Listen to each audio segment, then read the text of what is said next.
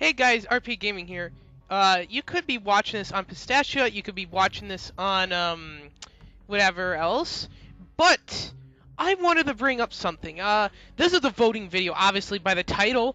I'm gonna have it both on Pistachio Hut and my channel. I'll set a link to both from obviously both, vice versa. You should know, but. I want to show you all the options in custom mode. Whether you want them to be randomized or specific agents and programs, I'll show you everything I can do at the moment. We have extended campaign, extra agents, extra programs, more enemy types, more demons, more side missions, new side missions, more endless, and endless contingency missions. Whew! Okay, that's not it. We have the amount of rewinds I can do, also level retries, which lets me retry the level. Uh, auto increment alarm. It basically it's what turns the alarm up more one every turn. As you can see in my campaign so far. Campaign hours that give me how much time for the first half of the campaign. As you can see right here, you can read this. Starting mission power, you can also toggle. Alarm stages, you can also toggle that if you want it to be easy, blah blah blah. Credit multiplier makes it easier, obviously, because I get more money. Guards per level, it'll make, that's a pretty obvious one. Okay, that's all the controls for that. Guard safe patrols. Patrol paths generate from guards are more friendly. They do not enter. Okay, this just means that guards cannot enter my starting room. You can also turn that off. You can make this obviously a living hell for me, or you can make it a really easy one. You guys can make whatever you want. Vote on what you want, and if you want me to do custom, endless, a time attack, or any one of these, if you want me to do customs, I'm just showing you the stuff right now. Alarm when guards are KO'd. Additional KO time, which you can. This is the options for it. 99 effectively takes them out of the game, as it says on there.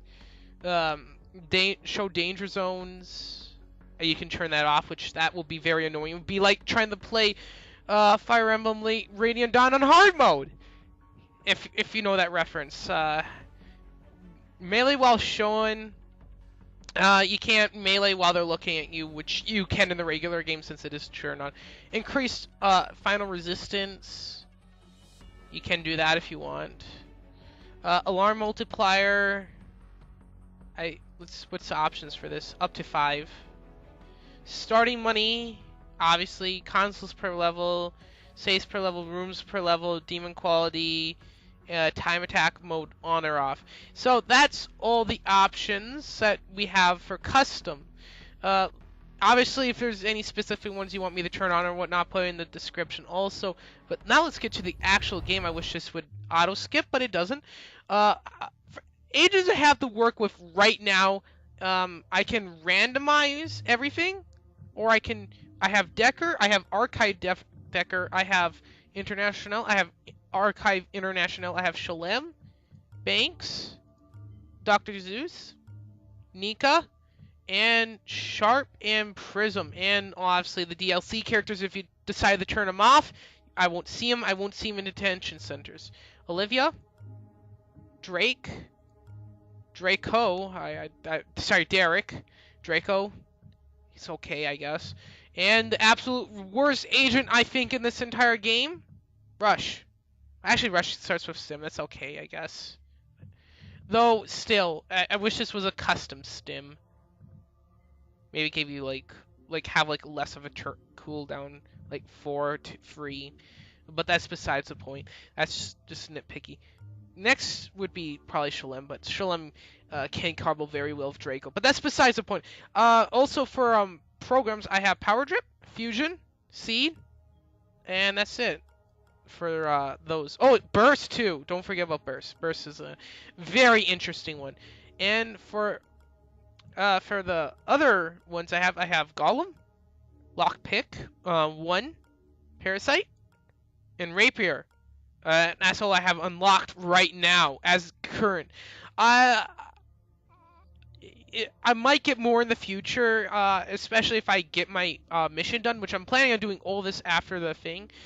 So yeah, if you'd like that's it. And obviously, if you don't care about this, you just want me to randomize. As you can see, you can randomize. You can do it as many times as you want. I don't care. You could also, interesting. The programs don't change after the while, but that's besides the point. And yeah, that's really it. Let me know, guys, what you want. Also, I will be sending a link to the wiki if you do have a questions about any of these programs or any of the characters and what they start out with or what their abilities are, since I did not explain any of that. But I'm assuming you know because you obviously are voting for something you want to watch. But yeah, I think that would be it. RP Gaming rolling out and have, well, I don't know what good outro for Pistachio Head is. Yeah, that's my special outro. Maybe not. Maybe it wasn't. Maybe this is my special outro. Hey guys. Well, I'm sorry for the brief cut. It's supposed to be the end of that video, but I need to talk about some things. I forgot to talk about just mostly the characters, and I didn't really explain them. Um, Mostly about this whole series. It's going to be going on Pistachio Hut. I could have put it in descriptions, but that's very important. For those who are hoping that would be on my channel, no, it's going to be a Pistachio Hut series. But if it is really successful and you guys really want it to be on my channel, I will do it. Like I said before, I don't have all the agents, obviously, in all the programs, but I guess I'll go through them. So yeah, I guess I'll be quiet here, and you guys can listen to the nice, or yeah, whoever Gladstone talking about these agents and their story, and also I'll highlight over about the characters. Colette was headstrong, aggressive, unpredictable, arrogant, hard to work with, and absolutely worth the trouble. She was the master of the smash and grab. No agent that I've worked with since could match her speed and ferocity in the field. In hindsight, this was probably her undoing. Had I maintained better discipline amongst the PEIA agents, we may not have lost the Istanbul run.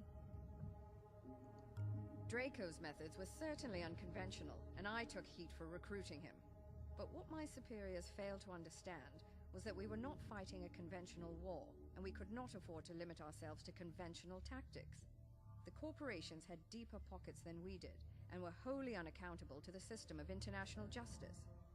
I didn't have the luxury of restraint. I was charged with interdicting the enemy's security operations as efficiently as possible. And if bad things happen to a couple of their corpses along the way, I make no apologies. Someday I'll get around to his silly vampire book. Who has time to read nowadays anyway? Derek puts on an air of self-interest, but he's got more skin in this game than he's willing to admit. He saw the nasty side of corporate power as an orphan back in Manchester, and he's never forgotten it. He's able to put some of those feelings aside for the sake of business, but when the chips are really down, he can still be counted upon. When I was captured, the agency wrote me off. I don't blame them. Not many people walk out of a deprogramming chamber the same person they went in as. But Derek kept looking. He tracked down the facility where they were holding me and was able to remotely hijack a nanofab within. A single neural disruptor in the right hands at the right time can make all the difference in the world. What can I say? When it comes to covert InfoSec operations, I know more than any living human being on the planet. This is not boasting, it's an undeniable fact, bought with long, hard decades of experience. We could have won the war. I still believe that. But our early efforts were hamstrung by incompetent leadership that refused to accept the severity of the situation. When the director finally realized how bad it was, he defected to the corps. I took over and made it our first priority to recapture him before he gave away too many of our operational secrets. I pulled the trigger myself, and I would do it again in a heartbeat. Esther is one of our newest recruits, and she shows great promise. She's certainly motivated to get back at the corps after the smear job they did on her. I don't keep up with the holovids, But even I had heard about her so-called youthful indiscretions. The Corps are never more ruthless when they are trying to control their public image. I feel the same may be said for Esther. A quick side note. This is outdated. I think they update at least on easy mode, and expert mode. Neural disruptors, knockout guards for free turns. Most people find Sharp off-putting because of his cybernetic enhancements. I find him off-putting because he's a sociopath with almost no regard for human life. I shudder to think what he's capable of, and I say this as a person who spends most of her time interfacing with a disembodied artificial intelligence. Muratova is a deadly weapon in human form. One would think that such an aggressive style would be a liability, but she makes it work. Just try not to make any sudden moves in her peripheral vision if you want your arms to remain in their sockets.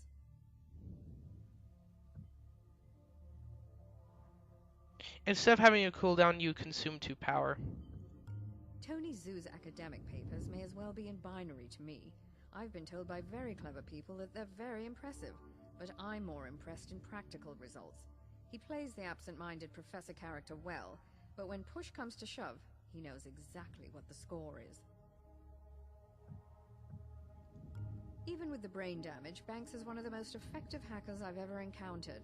With stims and neuroconditioning, she's able to stay lucid, but I wonder what kind of long-term effects that might have on her stability.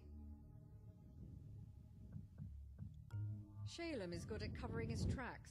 I don't usually employ people I don't understand, but his skill set was too useful to pass up. He's obviously using us as a means to some personal end.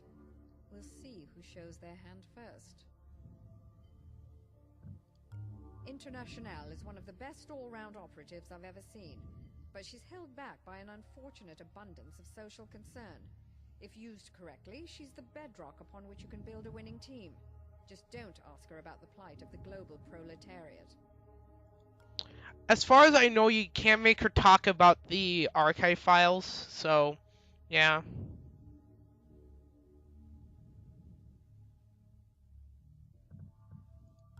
I found Decker living in a bottle after his termination.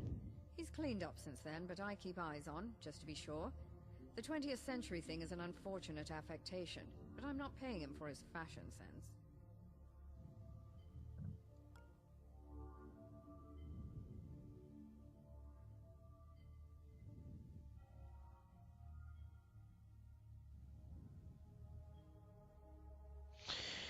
The reason I've had her voice on is because some of you pick by story, like Central or Gladstone. Gladstone is rescued by Monster, obviously, as you could hear from Derek's thing. Why is he not called Monster right now? Because he's Monster in the future. These two characters are Gladstone and Monster. You can actually play with the older Gladstone and the newer Gladstone and the newer Monster and the older Monster, but obviously. And for the programs, I will cycle through them slowly so you guys can read them.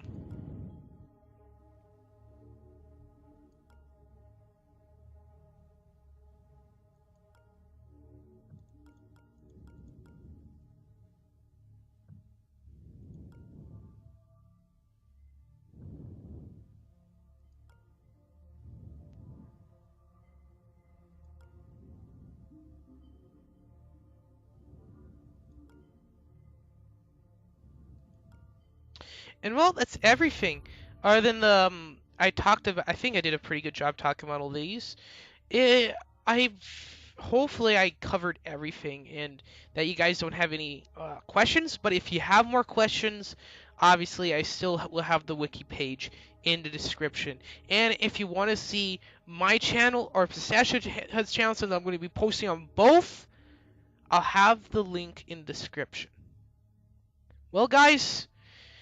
I'm sorry I didn't really. I'm kind of lazy with editing, but whatever. It's okay. Well, I guess that's RP Gaming rolling out. And like I said before, I don't know a good outro for pistachio yet. You're still watching this? Okay, good. I guess I can, there's a secret ending. Please, please, please don't choose Expert Plus. And also, I guess the super top secret ending is, well, apparently he's a sniper. What is this guy, Shalem?